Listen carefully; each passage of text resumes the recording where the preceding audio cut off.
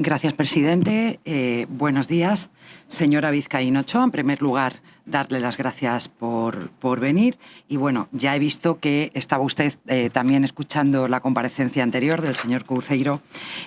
Usted viene para informar sobre la situación de las SGR en el mercado financiero español como elemento de apoyo a las pymes. Y también sobre las SGR en general y sus relaciones con Aval Madrid. Entiendo cómo desde su función en CERSA, como pues, que es dependiente del Ministerio de Industria y que es todo esto que hemos escuchado, ¿no? La sociedad que se ocupa de este reafianzamiento de las SGR, ¿correcto? Pero, ¿por qué le digo esto? Porque a mí me gustaría que avanzásemos un poquito, porque, como ya ha visto, hemos estado hablando mucho de las SGR en general y con muchas cosas ahí, y a mí ya me gustaría que entrásemos un poco directamente también en el papel que juega CERSA y el conocimiento que puede tener a través de ello.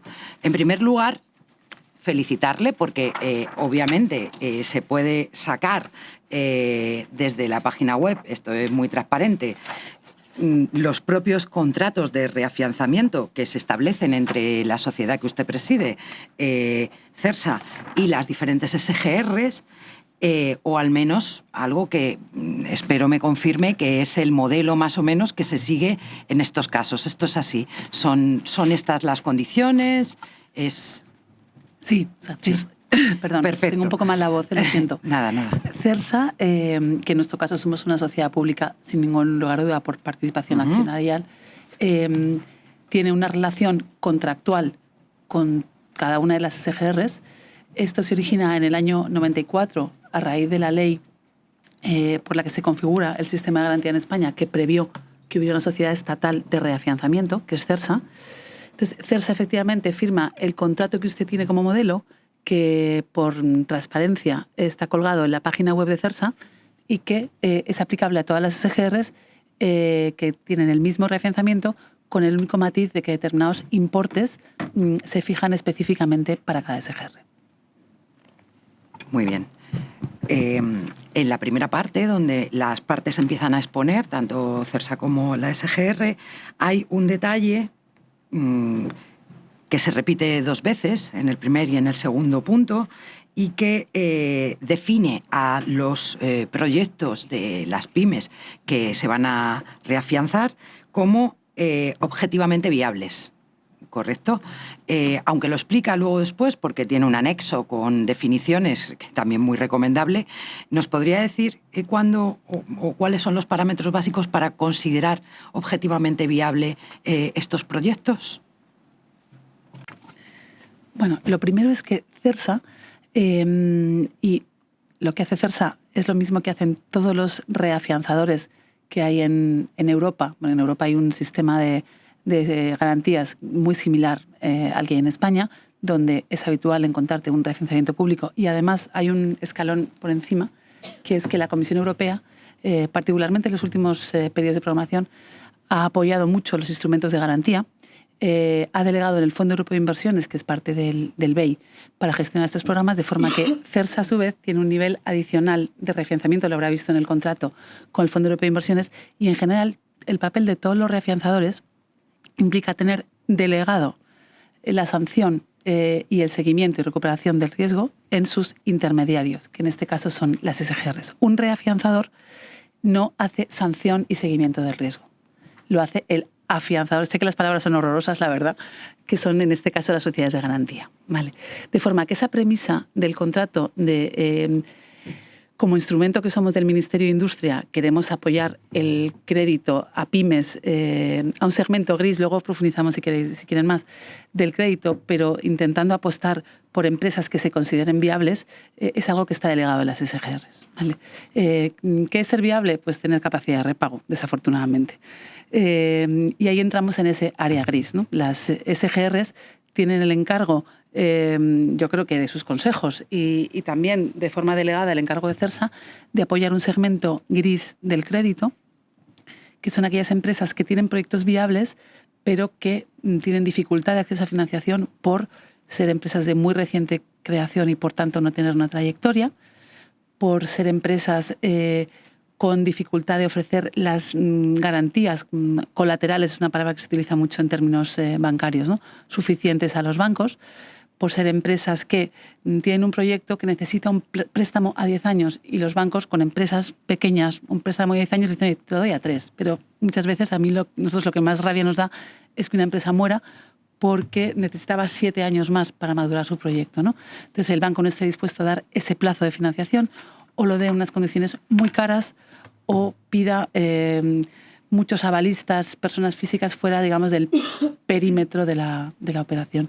Entonces, en ese sentido, el trabajo de las SGR, sinceramente, es tremendamente delicado para encontrar ese segmento viable, como dice nuestro contrato del crédito, pero que a su vez no es el segmento que los bancos están dispuestos a financiar desde el día 1 en las mejores condiciones de plazo, que es importantísimo, y coste, ¿no? Entonces, esa declaración de principios que tiene nuestro contrato es así, y queremos que las SGR sean conocedoras de que queremos que se enfoquen a segmentos del crédito viables, pero es verdad que nosotros tenemos delegada en ellas la concesión y el seguimiento. Muy bien. Otra de las cuestiones, ustedes forman parte en este entramado del que ya hemos estado hablando antes, ¿no?, que es el Sistema Nacional de Garantía. Hay otra de las partes que reconoce la heterogeneidad del conjunto de sociedades que integran ese sistema de garantía, y ustedes directamente lo califican como uno de los problemas más grandes del sistema, esa heterogeneidad. Es decir, el principal problema estructural del sistema lo llegan a calificar. Esto es porque esa heterogeneidad del propio sistema hace que también sea heterogénea y no homogénea o más confiable la forma de trabajar dentro de él, de esas 18 sociedades, garantías, SGRs que lo componen. Es decir, no hay una manera estandarizada o una forma de funcionamiento estandarizada para las 18 SGR con las que ustedes trabajan. A ver, el primer aspecto que genera esa heterogeneidad es el propio tejido de pymes que hay en España. No sé si lo conocen, pero en España hay más de 3 millones de pymes y más o menos cerca de la mitad son autónomos, el resto son pymes con forma jurídica de sociedad anónima o sociedad limitada. Eso ya en sí mismo supone una heterogeneidad enorme, ¿no? Porque en la cartera de todas las sociedades, de Avalmadrid y de CERSA, hay autónomos que son un fontanero que trabaja solo y hay empresas de 200 empleados con fábricas en España y fábricas en otros países, ¿no? Entonces, eso ya supone un primer factor de heterogeneidad. Las SGRs atienden a empresas muy diversas y muchas veces por el propio tejido empresarial que hay en cada zona, que no siempre es el mismo, y muchas veces porque hay tantas empresas a las que atender que no siempre se opta por el mismo perfil, la propia cartera de las SGRs tiene distinta naturaleza a veces. Eso por una parte. Yo no quisiera interrumpirla, entiendo lo que me está diciendo, pero yo me refiero concretamente a donde el quinto punto de los contratos que ustedes hacen. Las partes reconocen que la heterogeneidad del conjunto de sociedades que integran el sistema español de garantía integrado por las 18 sociedades de garantía recíproca, la Sociedad Anónima Estatal de Caución Agraria, SAECA y CERSA, en adelante conjuntamente el sistema de garantía, o sea, este conjunto, en su nivel de actividad y eficiencia, así como en las características de los servicios ofrecidos, entre los principales problemas estructurales del sistema.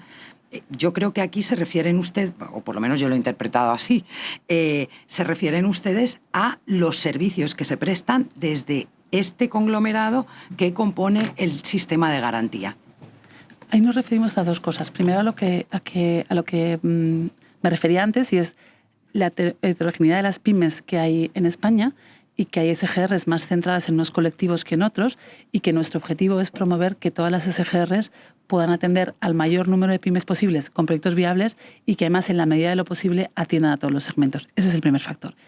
El otro factor, si quiere, es más, procedimental, y es que efectivamente CERSA, como reafianzador de todas las operaciones, para poder reafianzar, cumplir con sus obligaciones ante el Banco de España, ante el Ministerio de Industria, ante Hacienda, ante el Fondo Europeo de Inversiones, ante la Comisión Europea, que tenemos muchísimas e innumerables, necesitamos recibir de forma homogénea muchísima información de las sociedades de garantía. No sé si usted ha visto ese contrato y todos los anexos a ese contrato, la información que nosotros pedimos de cada una de las operaciones es enorme y necesitamos un esfuerzo porque las SGRs nos proporcionen esa información.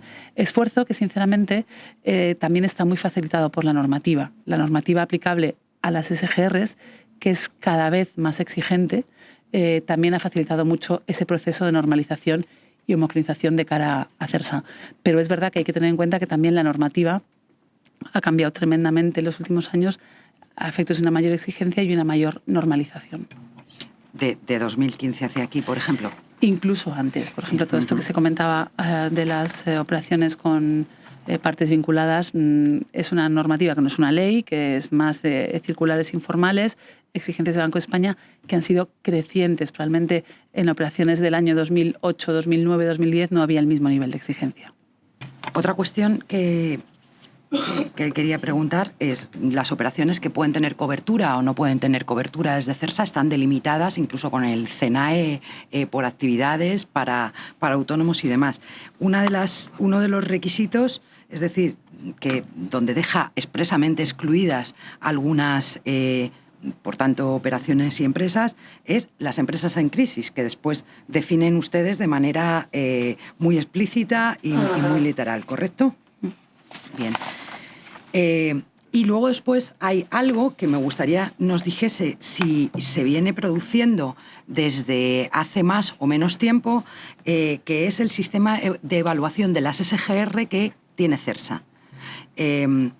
Aquí me aparece que CERSA realizará con los datos de cierre del ejercicio de 2018. Lo que yo no sé es cuánto tiempo nos podemos remontar atrás para saber desde cuándo se llevan haciendo este tipo de evaluaciones, un informe de evaluación de las SGR siguiendo el modelo realizado en los últimos años, pero no especifica cuáles, para obtener una calificación y tenerla en cuenta a la hora de fijar y modificar los diferentes límites previstos con el trato y los negocios que se hagan con esa SGR. Entonces, a mí en este sentido, y aquí ya enlazamos con Aval Madrid, me gustaría saber cuáles son los resultados de ese sistema de evaluación con, concretamente, la SGR Aval Madrid. Porque, claro, a nosotros, obviamente, estamos escuchando todo esto, pero nos preocupa mucho que si en este tipo de